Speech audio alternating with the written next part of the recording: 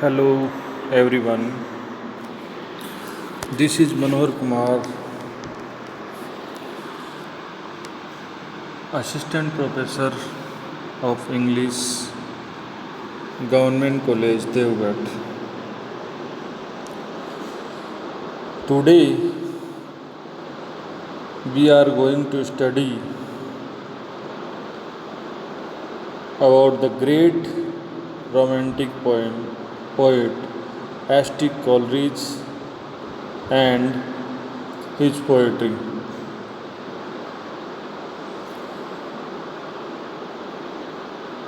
Coleridge was born on October 21st in 1772.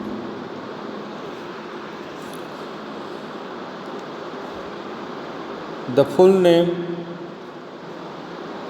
of Ashton Coleridge is Samuel Taylor Coleridge, described by Charles Lamb as logician, metaphysician, bard, had a very disquiet life.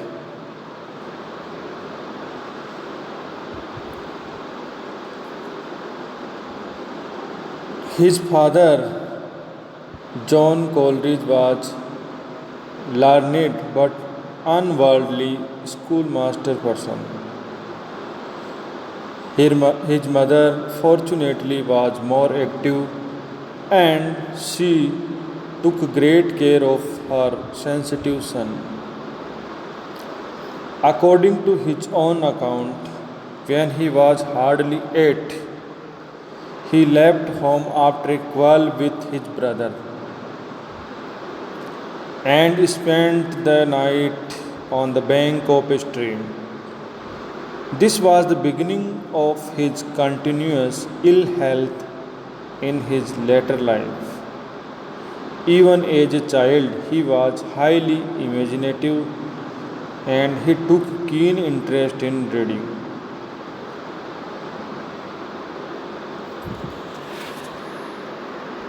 After his father's death in 1781, Coleridge was sent to the Christ Hospital where he remained till 1782.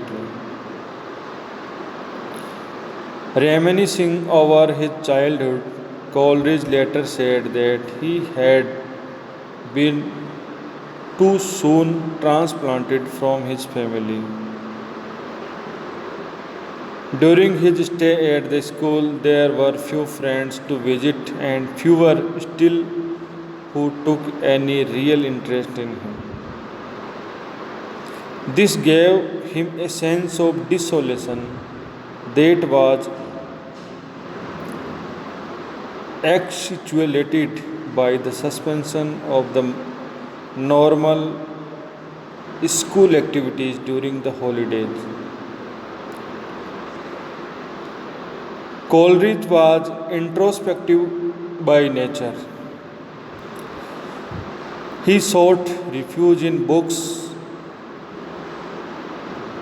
Charles Lamb, his junior at Christ Hospital, has left a very vivid portrait of his. According to Lamb, this inspired charity boy rose very high in the esteem of the school fellows by virtue of his sweeping eloquence and astonishing range of reading.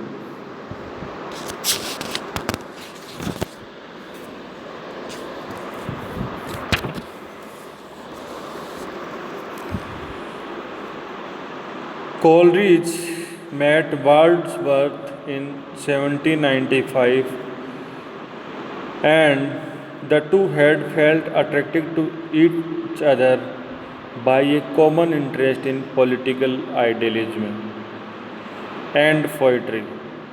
In 1797, Wordsworth and his sister Dorothy moved to Alfoxden to be near the Cambridge. The two poets were temperamentally different, but they had great regards for each other's talent and each stimulated the other. Coleridge was brilliant and commanded a vast range of ideas, while Wordsworth was morally profound.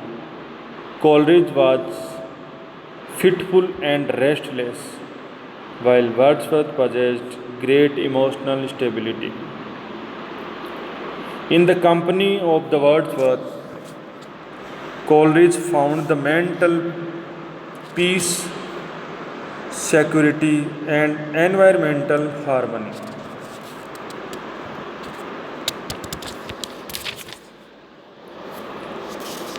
Coleridge was a romantic poet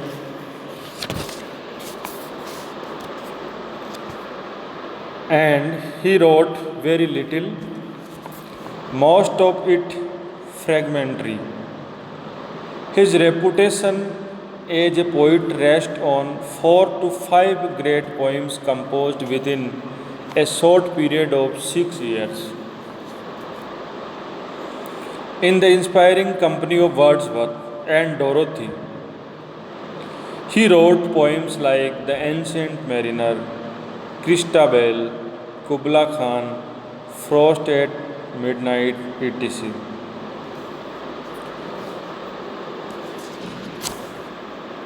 Coleridge's reputation as a poet rests on three of his great romantic poems: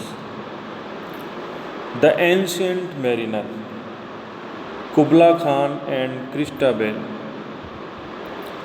All the three evoke a magical and mysterious mood. The Ancient Mariner is the only long poem the poet completed. It is written in a modified form of the ballad stanza and is memorable for its skillful unity, vivid phrases, and shadows of imagination made real. A simple tale of crime and punishment. It embodies the central thought that the real prayer of God consists in the love of God's creation. Kubla Khan was the result of a vision seen by Coleridge in a Afim dream. Christabel is a story of witchcraft in which the serpent woman Geraldine waves a spell on the lovely and innocent Christabel.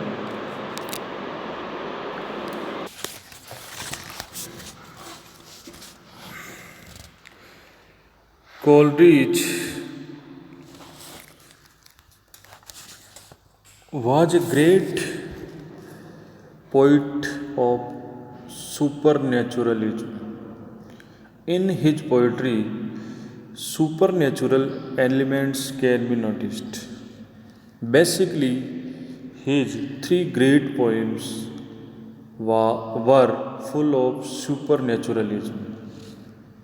His Kubla Khan, his rhyme of the Ancient Mariner, and Christabel.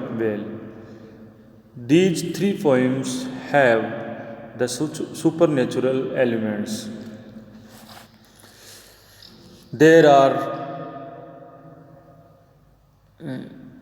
theme of witchcrafts, remote places, old castles, medieval age, and many other supernatural elements can be noticed in these poems.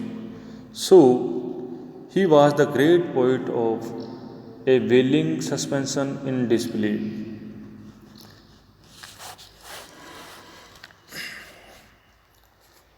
Kubla Khan. Kubla Khan, written sometime in 1797, was first published by Coleridge in 1816 at the request of Lord Byron. It was described by him as a vision in a dream. Kubla Khan is described by the poet a vision in a dream, a fragment, not complete. This poem is a fragment of his vision, not complete, and was introduced with a brief preface explaining the circumstances in which it was written. In the summer of the year 1797, the author had retired to a lonely farmhouse in consequence of a slight indisposition. An anodyne had been prescribed, from the effect of which he fell asleep in his chair at the moment that he was reading the following sentence or words of the same substance in Purka's pilgrimage. Here the Kubla Khan commanded a palace to be built and a stately garden under this palace, near this palace, and thus 10 miles of fertile ground were enclosed with a wall. The author continued for about 3 hours in a profound sleep. He could not have composed less than from 200 or 300 lines. On awaking, he appeared to himself to have a distinct recollection of the whole, and taking his pen, ink, and paper, instantly and eagerly wrote down the lines that are here preserved.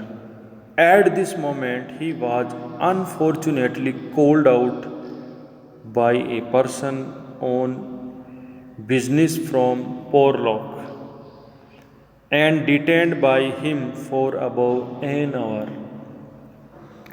And on his return to his room, found, with the exception of some 8 or 10 scattered lines and images, all the rest had passed away like the images on the surface of a stream into which a stone has been cast, but alas, without the after restoration of the latter. According to the poet himself, Kubla Khan is now no more than a psychological curiosity.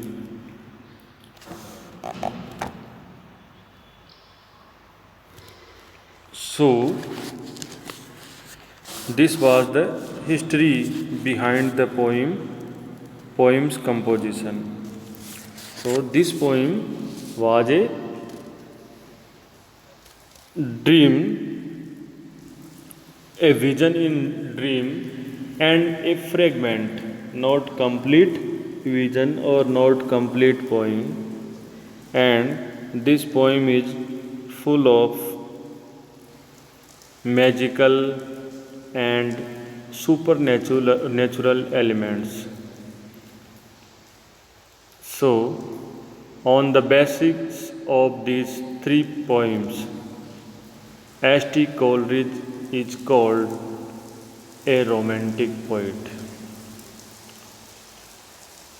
Although he belonged to the romantic age, but his three poems, his three greatest poems, Kubla Khan, Christabel, and Rhyme of the Ancient Mariner, are the main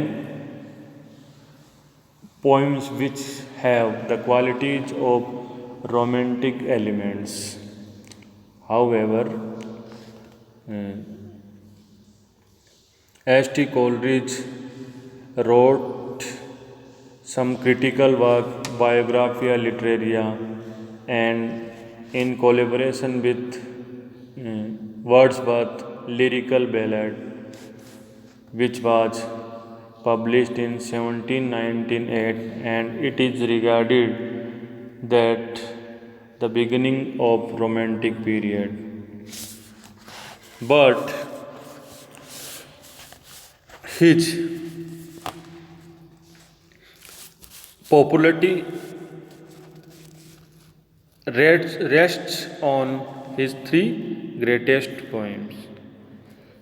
So about the Kubla Khan we discuss on our next lesson. Thank you for today.